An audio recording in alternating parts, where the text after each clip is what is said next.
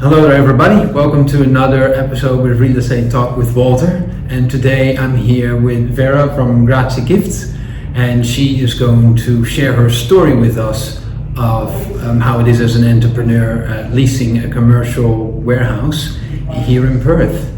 Thank you for joining us. Thank you, excited to be here. Excellent. Great view. Yes, it's an amazing view. If anyone else would like to enjoy this view, feel free to reach out, I'm happy to show you. So Vera came to our office here in the CBD of Perth just to share a few thoughts with us, so let's go straight into it.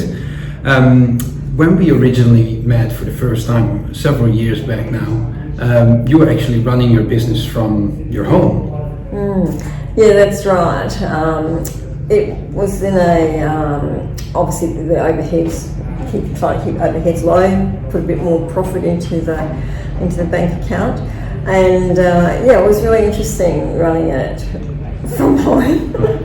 When did you start to realize that you were actually outgrowing your own home and had to, bring your business to the next level and commit to a commercial property? Well, when my car wouldn't fit into the garage for a start, because I had a numerous number of metal shelving containing lots of products that were not heat affected in that area, and as soon as you walked into the house there was boxes everywhere. The bathroom downstairs was filled with chocolates, all the drawers in the bathroom are filled with all the body products, so we were pretty much running out of space. Yeah. So that was 3.5 years ago, 4 years ago, just when COVID hit basically. Right.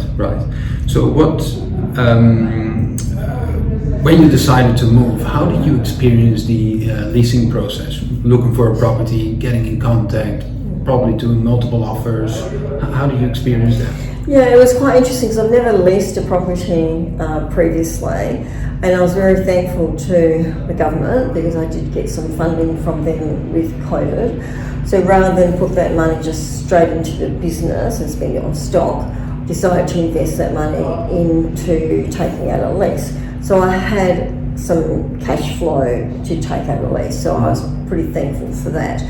And looking at a property that was not too far away from where the home is, for a number of reasons. Many people want gifts straight away, and if you're too far away, you can't accommodate that. When you're in your own home, it's very easy to do that. So over the 12 years, I've built a reputation, whether it be good or bad, that I'm very quick with delivering hampers to the end user. So on that side of it, I had to find something that was close to home.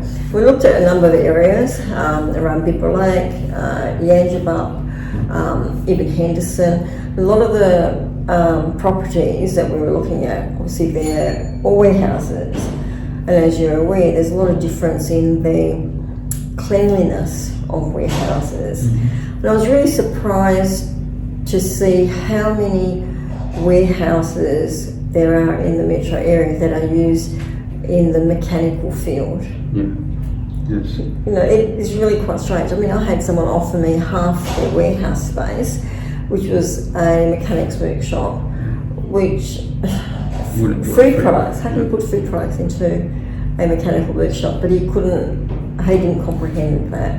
So it was quite challenging to find somewhere that was clean, close, and had enough space to allow a bit of growth for the business. Right. But eventually you were successful. You found the warehouse where you're still operating. And how was it when you got the lease, you reviewed it, you started moving in, settling in? How did you experience all that? Yeah, firstly for the lease side of things, as I said, I wasn't very familiar with signing a lease, so I had a few heart palpitations in those first few weeks. I did actually get a friend of mine who is a lawyer just to read through it to make sure that there was no hidden agenda on that side of it. It was very exciting to move into the warehouse because it was just an empty shell, had a few shelves in it, but not very much. But the best thing about this particular unit was that the company that held the property for lease were having a challenge trying to lease it out because it actually had a non-refrigerated cool room in it, which took up half the floor on the lower area, because then it had a stairwell that went upstairs and has a small office section. So of course it was perfect for my usage on that. And then when we signed the contract, we managed to get, because it was through just on that cusp of COVID, so there were, fortunately for us, a lot of offers going around, so we managed to get a few months complimentary rent. Especially it helped us in those first few months of COVID. And then moving the transition from home to the warehouse, I'd have to say that I was in awe of the space, because I had equipment that I couldn't really utilise in the home because I couldn't have it out all the time, so I didn't promote it. You know, things like a ribbon printer, a coffee cup printer, all those types of equipment to personalise gifting, couldn't use it. So by having this warehouse space, the first thing we had to do was spend a lot of money at Bunnings on shelving, and kitted it out with quite a lot of shelving. And we've got basically 3 sections downstairs, so we had to split it up to work out where all the items were going to go. So when we moved everything in, I have to say the other half was extremely relieved, because we actually had a home bake.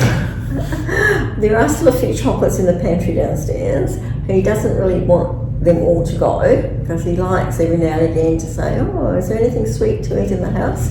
And of course we always have a stash of chocolates on hand. But in the warehouse, having the cool room section was ideal. Definitely, you know, because we could store all the food products, wine products, and also all the printing equipment, which you can't put that in an area of heat. And you would know yourself, in a warehouse with a roller door, there's a lot of heat that comes through a roller door. Yes, true.